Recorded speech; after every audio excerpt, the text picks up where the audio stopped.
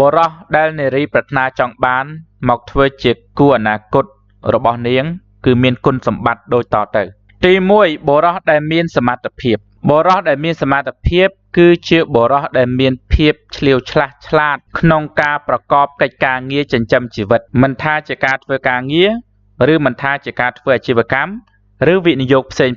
គឺគាត់មានសមត្ថភាពយ៉ាងឆ្លៀវឆ្លាតក្នុងការរកប្រាក់ក្នុងការរកទ្រព្យសម្បត្តិមកចូលគ្រួសារមកលើកដំកើងជីវភាពគ្រួសារឲ្យរស់នៅបានយ៉ាងសុខស្រួលនិងប្រកបដោយសេចក្តីថ្លៃថ្នូររឿងរូបសម្បត្តិមិនមែនជាបញ្ហាសម្រាប់នាងទេពីព្រោះរឿងរូបសម្បត្តិនេះគឺជារឿងបេះដូងដែលនាងអាចទទួលយកបាននៅពេលដែលរូបសម្បត្តិនោះ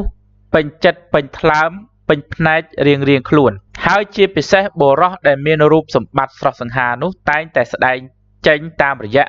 សមត្ថភាពនឹងឯងបុរសដែលមានសមត្ថភាពនេះហើយគឺបានបង្ហាញអំពីគុណភាពនៃជីវិតពិតប្រាកដរបស់គាត់ហើយគឺជាបុរសដែលមានរូបសម្រស់ដ៏ផូរផង់ដ៏ស្រស់សង្ហាសម្រាប់នារីឆ្លាត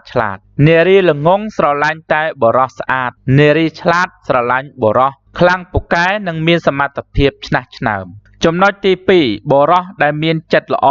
និងចិត្តទូលាយគឺជាបុរសដែលមិនមានគំនិតខ្មាស់ឬក៏ខ្មិះរិះថាំកំណាញ់ស្វិតអាត្មានិយមគិតតែពីសេចក្តីសុខខ្លួនឯងគិតតែពីប្រយោជន៍ខ្លួនឯងសូម្បីតែលុយកាក់មិនឲ្យប្រពន្ធកាន់ផងទេបើថាប្រពន្ធក៏ជឿធ្លុះអានឹងជារឿងផ្សេងប៉ុន្តែប្រពន្ធត្រឹមត្រូវល្អហើយប៉ុន្តែបរិសខ្លះហ្នឹងគឺកំណាញ់គិតពីផលប្រយោជន៍គិតពីលុយជាធំហើយអត់ទុកចិត្តប្រពន្ធទេអត់ឲ្យប្រពន្ធកាន់លុយទេហើយឲ្យប្រពន្ធម្ដងគឺច្បិចឲ្យតិចមិនឲ្យសល់ទេឲ្យត្រឹមតែមកគ្រប់ទិញម្ហូបអាហារហ្នឹងអ្នកខ្លះប្រពន្ធសុំលុយធ្វើបន់ធ្វើទានក៏មិនបានអ្នកខ្លះប្រពន្ធសុំលុយជួយម៉ែឪក្រុមគ្រួសារសាច់ញាតិរបស់ខ្លួនក៏មិនបានអ្នកខ្លះទៀតប្រពន្ធសុំលុយទិញសម្លៀកបំពាក់ទិញគ្រឿងអលង្ការទិញគ្រឿងលម្អខ្លួនក៏មិនបានគឺរកលុយបានមកកាន់ខ្លួនឯងទុកខ្លួនឯងអត់ទុកចិត្តប្រពន្ធយកប្រពន្ធមកគឺសម្លឹងឃើញតែផលប្រយោជន៍ចង់បានខ្លួនប្រាណរបស់គេនិងចង់បានគេយកមកបំរើខ្លួននឹងគេមិនមែនហៅថាប្តីល្អឬបុរសល្អទេហើយបុរសប្រភេទហ្នឹងប្រពន្ធរងទុកណាស់ហើយបុរសប្រភេទហ្នឹងមិនមែនជាសេចក្តីប្រាថ្នារបស់នារីទេនារីប្រាថ្នាវាចាក់ឆ្ងាយ10គីឡូម៉ែត្រពីខ្លួននាងចំណុចទី3បុរសដែលមានភាពជាអ្នកដឹកនាំបុរសដែលមានភាពជាអ្នកដឹកនាំគឺជាបុរសដែលត្រឹមត្រូវសុភាពរាបសារមើងម៉ាត់ម៉ត់ចត់រឹងប៉ឹងរឹងមាំមានចំណេះដឹងមានប្រាជ្ញាអាចជាពន្លឺក្នុងគ្រួសារហើយមានសមត្ថភាពក្នុងការផ្ដួចផ្ដើម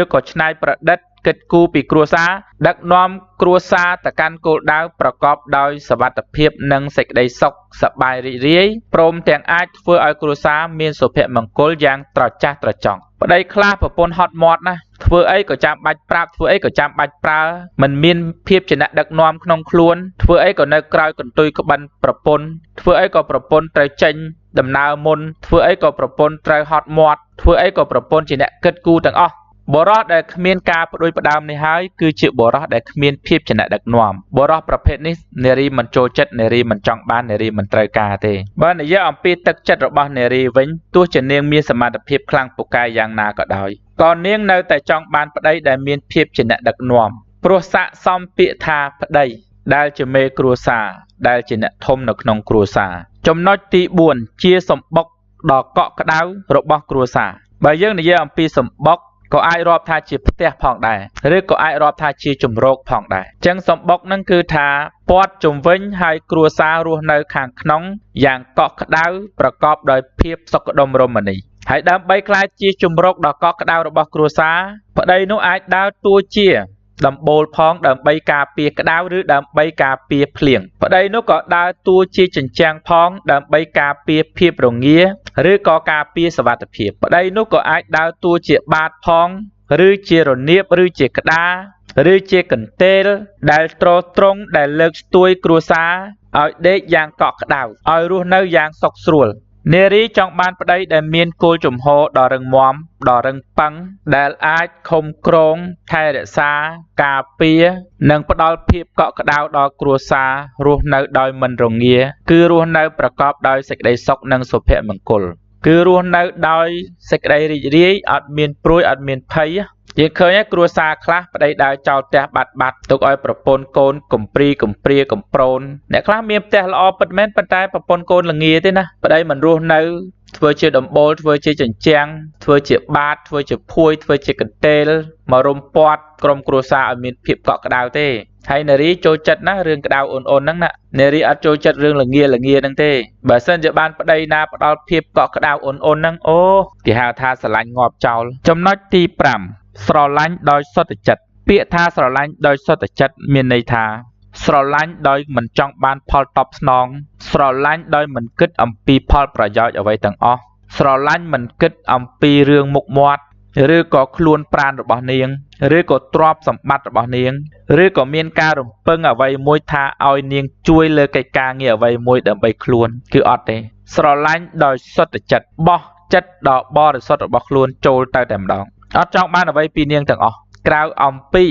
ចង់បាននាងតែម្ដងហើយទោះជាអ្នកណាយកមាសប្រមាណគីឡូយកមកដូរនាងក៏អត់ព្រមក៏អត់សុខចិត្តដូរដែរមានន័យថា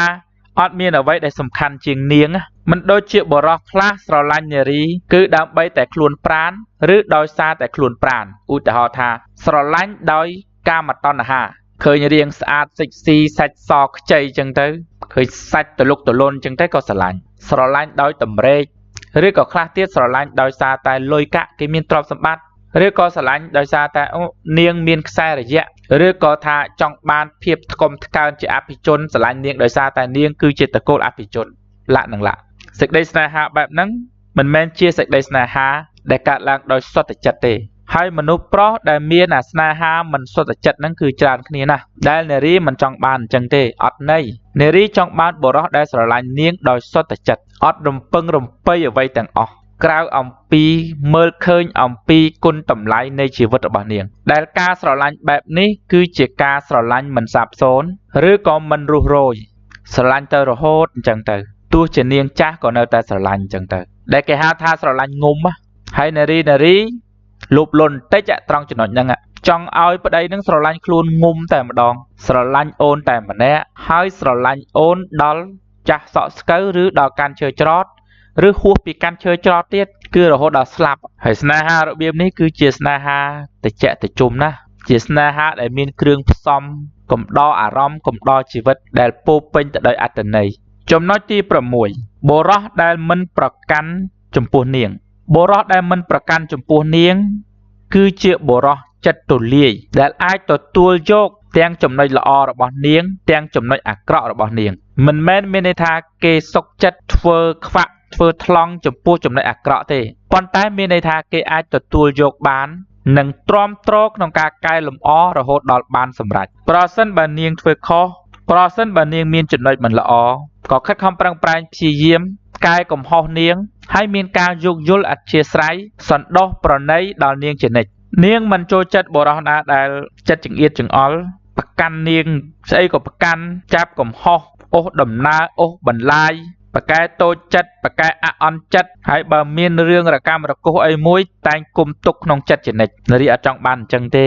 ចំណុចទី7បុរសដែលផ្ដល់តម្លៃដល់នាងបុរសដែលផ្ដល់តម្លៃដល់នាងមានន័យថាជាបុរសដែលផ្ដល់ភាពសំខាន់ដល់នាងលើកមុខលើកមាត់នាងមិនបំបាក់មុខបំបាក់មាត់នាងប្រគល់ភាពជាធំដល់នាងយកចិត្តទុកដាក់ដឹងសុខដឹងទុក្ខរបស់នាងដឹងអ្វីដែលនាងចង់បានដឹងអ្វីដែលនាងមិនចង់បានហើយខិតខំប្រឹងប្រែងរកបំពេញតម្រូវទៅតាមចិត្តដែលនាងចង់បានហើយនៅត្រង់ចំណុចហ្នឹងយើងត្រូវយល់ពេលខ្លះនារីបន្លំធ្វើឈឺដើម្បីទទួលបានការយកចិត្តទុកដាក់ពីប្តីល្ងាតិចហ្នឹងប្រាប់ថាអូនឈឺឯងបងអើយអោបអូនតិចមកហើយពេលថ្ងៃពិសេសពិសាលណាមួយនោះគឺចង់បានកាដូចង់បានរបស់របរដែលបង្ហាញពីទឹកចិត្តរបស់ប្តីហើយនៅពេលដែលនាងចង់បានអីបើសិនជាបានប្តីដែលអាចរកមកឲ្យនាងហើយជាពិសេសប្តីណាដែលចូលចិត្ត surprise នោះអូបាក់លោងតែម្ដងចំណុចទី8បុរសដែលមានការទទួលខុសត្រូវបុរសដែលមានការទទួលខុសត្រូវគឺជាបុរសដែលបានដឹងអំពីតួនាទីភារកិច្ចរបស់ខ្លួនក្នុងភាពជាប្តីហើយជាបុរសដែលធ្វើអ្វីៗទៅតាមការសន្យារបស់ខ្លួនតាំងពីពេលដែលមិនទាន់ក្លាយជាប្តីប្រពន្ធបុរសប្រភេទនេះសុខចិត្តលំបាកខ្លួនឯងមិនឲ្យប្រពន្ធកូនមានការលំបាកទេនារីមួយចំនួនមានការហត់នឿយលំបាកលំបិនក្នុងកិច្ចការងារ ចិញ្ចឹមកូនឬក៏ចិញ្ចឹមគ្រួសារដោយសារតែប្តីមួយចំនួនមិនមានការទទួលខុសត្រូវមិនដឹងថាភាពជាប្តីនឹងត្រូវធ្វើអីខ្លះចំពោះគ្រួសារឬចំពោះប្រពន្ធហើយបរិសខ្លះទៀតគឺដើរតែបង្កើតកូនចោល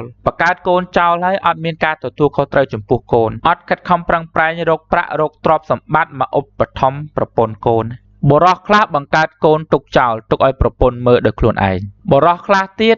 បានប្រពន្ធមកឲ្យប្រពន្ធចិញ្ចឹមវិញទោះជាប្រពន្ធមានសមត្ថភាពយ៉ាងណាក៏ដោយទោះជាប្រពន្ធអ្នកមានទ្រព្យសម្បត្តិយ៉ាងណាក៏ដោយក្នុងភាពជាបរិសគប្បីមានការទទួលខុសត្រូវចំពោះប្រពន្ធកូនឲ្យបានមានន័យថាត្រូវមានសមត្ថភាពក្នុងការចិញ្ចឹមនិងទ្រទ្រង់ប្រពន្ធកូនឲ្យរស់នៅបានសេចក្តីសុខនិងប្រកបដោយភាពថ្លៃថ្នូរចំណុចទី9បរិសដែលអាចផ្ដល់សេចក្តីសុខឲ្យនាងបានបរិសដែលអាចផ្ដល់សេចក្តីសុខឲ្យនាងទាំងផ្លូវកាយទាំងផ្លូវចិត្តមានន័យថាជាបរិសដែលអាចជួយកិច្ចការងារនាងដែលផ្ដល់ស្មាឲ្យនាងផ្អែកដែលផ្ដល់ទ្រូងឲ្យនាងអោបដែលចេះធ្វើឲ្យនាងសើចដែលចេះធ្វើឲ្យនាងញញឹមដែលចេះផ្គត់ផ្គុនធ្វើឲ្យនាងពេញចិត្តពេញថ្លើមនិងចេះបង្កើតបរិយាកាសរីករាយនៅក្នុងគ្រួសារបរិសខ្លះលើកតម្កើងខ្លួនឯងខ្លាំងពេកមិនចេះលេងសើចជាមួយប្រពន្ធឬក៏មិនព្រមលេងសើចជាមួយប្រពន្ធធ្វើមុខកញ្ញើកញ្ញើគិតតែរឿងផ្ដាច់ការគិតតែរឿងមើងម៉ាត់ម៉ត់ចត់ជ្រុលហួសហេតុពេកជាការពិតនារីចង់បានប្តីដែលមានភាពមើងម៉ាត់ម៉ត់ចត់ក្នុងការងារប៉ុន្តែនាងចង់បានប្តីដែលមានភាពស្និទ្ធស្នាលហើយចេះលេងសើចជាមួយនាងកូនឬលេងសើចជាមួយមនុស្សឬលេងសើចនៅក្នុងគ្រួសារគឺថាធ្វើឲ្យគ្រួសារមានស្នាមញញឹមមានសំណើចក្អាក់ក្អាយមានភាពរីករាយនិងមានសេចក្តីសុខអាហ្នឹងហើយហៅថាសុភមង្គលហើយរឿងសេចក្តីសុខរឿងសុភមង្គលហ្នឹងគឺជាបំណងប្រាថ្នាដ៏សំខាន់បំផុតរបស់នារីហើយ